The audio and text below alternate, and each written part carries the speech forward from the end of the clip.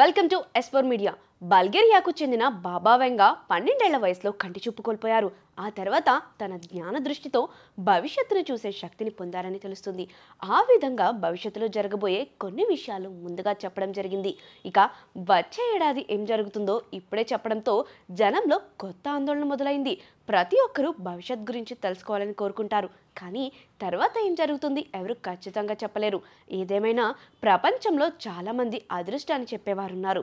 వారి వాదనలు ఎప్పటికప్పుడు నిజమని నిరూపించబడ్డాయి. వీటిలో ఒకటి బాబా వంగా. బాబా వంగా 2025 ప్రొడిక్షన్, అతని అంచనాలు చాలా ప్రసిద్ధమైనవి. బాబా వంగా వివిధ సంవత్సరాల్లో జరగబోయే అనూహ్య సంఘటనలను అంచనా వేస్తారు. బల్గేరియాకు చెందిన బాబా వంగా 12 ఏళ్ల వయసులో కంటి చూపు కోల్పోయారు. ఆమె చూపు కోల్పోయిన తర్వాత ఆమె భవిష్యత్తును చూసే శక్తిని పొందారని, ఆ తర్వాత ఆమె అంచనాలు చేయడం ప్రారంభించిందని చెబుతారు. తన మరణానికి ముందు ప్రతి సంవత్సరం సంఘటనలను అంచనా వేసి వ్రాశారు.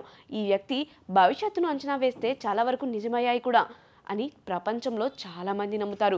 ప్రపంచంలోని చాలా మందికి ఆయన అంచనాలపై నమ్మకం పెరిగింది.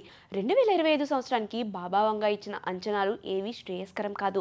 2025లో ప్రపంచం అంతమవుతుందని ఆవిడ పేర్కొన్నారు. 2012లో కూడా ప్రపంచం అంతమవుతుందని అంచనా వేసినా అది జరగలేదు. అయితే బాబా వంగా ప్రకారం మానవజాతి 50,079వ సంవత్సరంలో భూమి నుండి అంతరించిపోతుందని చెప్పారు. బాబా వంగా అంచనా ప్రకారం ప్రపంచం 2025లో భారీ యుద్ధాలు, ఘర్షణలను చూస్తుంది. ఐరోపాలో యుద్ధం జరగవచ్చు. ఈ యుద్ధంలో ఐరోపా దేశాలు భారీ నష్టాలను చవిచూడవచ్చు. 2025 సంఘర్షణ కారణంగా ప్రపంచ జనాభా గణనీయ క్రమంగా తగ్గుతుంది. ఆమె అంచనా ప్రకారం మానవులు మనుగడ కోసం కొత్త వనరులను వెతకాలి. కాబట్టి వినాశనం చాలా ఎక్కువగా ఉంటుంది. 2025 తర్వాత అంచనాలు కూడా చాలా భయానకంగా, షాకింగ్గా ఉన్నాయి. మానవులు 2028లో శుక్రుడిని చేరుకోగలరు. ఇది కాకుండా 2033లో భారీ మంచుముక్క కరిగిపోతుందని, దీనివల్ల సముద్ర మట్టం గణనీయంగా పెరుగుతుందని ఆమె అంచనా వేశారు. ఇది సునామీకి కారణమవుతుందని, ప్రజలు మునిగిపోతారని జోస్యం చెప్పారు. బాబా వంగా 2130వ సంవత్సరంలో గ్రహాంతరవాసులు మానవుల మధ్య సంబంధాలు ఏర్పడతాయని కూడా అంచనా వేశారు. వాతావరణ మార్పుల కారణంగా ఇది 2170 నాటికి భూమిపై వినాశనం కలిగిస్తుందన్నారు. భూమిపై కరువు విలయతాండవం చేస్తుందని, మానవ జీవితం నాశనమవుతుందన్నారు. అప్పుడు 3005లో భూమికి అంగారగ్రహానికి మారిన మనుషులకు మధ్య యుద్ధం జరుగుతుంది. 50,079వ సంవత్సరంలో ప్రపంచం పూర్తిగా అంతమవుతుందని, అప్పుడే మానవజాతి పూర్తిగా నాశనం అవుతుందని ఆమె అంచనా వేశారు. భూమండలంపై వచ్చే పెను వాతావరణ మార్పుల గురించి కూడా ఆమె 60 ఏళ్ల క్రితమే ఊహించారు. ధ్రువ ప్రాంతాల్లో మంచు కొండలు కరిగిపోతాయని, ఫలితంగా సముద్ర మట్టాలు పెరిగిపోతాయని, వేడి ప్రాంతాలు చల్లగాను, చల్లటి ప్రాంతాలు వేడిగాను మారిపోతాయని, అగ్నిపర్వతాలు బద్దలు కొడతాయని చెప్పారు. అమెరికా 44వ అధ్యక్షుడిగా ఓ ఆఫ్రికన్ అమెరికన్ ఎన్నికవుతారని, ఆయనే అమెరికాకు ఆఖరి అధ్యక్షుడవుతారని కూడా బాబా వంగా అంచనా వేసినట్లు అనుచర వర్గాలు చెబుతూ వస్తున్నాయి. 44వ అధ్యక్షుడిగా బరాక్ ఒబామా ఎన్నికయ్యాడు. కానీ ఆయన తర్వాత 2017లో డొనాల్డ్ ట్రంప్ ఎన్నికయ్యాడు.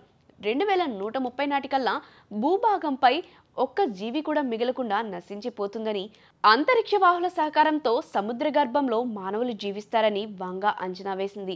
3005 సంవత్సరం నాటికి అంగారక గ్రహంపై కూడా యుద్ధం జరుగుతుందని, 3797 నాటికి ఈ భూమండలమంతా నశించిపోతుందని, అప్పటికే భూమి మీద మిగిలిన మానవులు మరో సౌర వ్యవస్థలోకి వెళ్లిపోతారని కూడా ఆమె అంచనా వేసింది.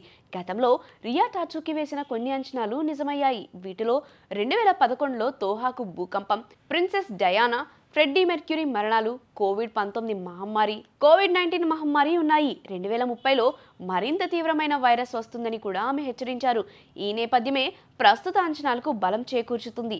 వచ్చే నెల జూలై 5న జపాన్కు పెను విపత్తు పొంచి ఉందని ప్రఖ్యాత మాంగా కళాకారిణి రియో టాట్సుకి వేసిన జోస్యం ఇప్పుడు ప్రపంచవ్యాప్తంగా కలకలం రేపుతుంది. కొత్త బాబా వంగాగా గుర్తింపు పొందిన ఈమె అంచనాలతో జపాన్కు వెళ్లాలనుకున్న వేలాది మంది పర్యాటకులు తమ ప్రయాణాలను రద్దు చేసుకుంటున్నారు.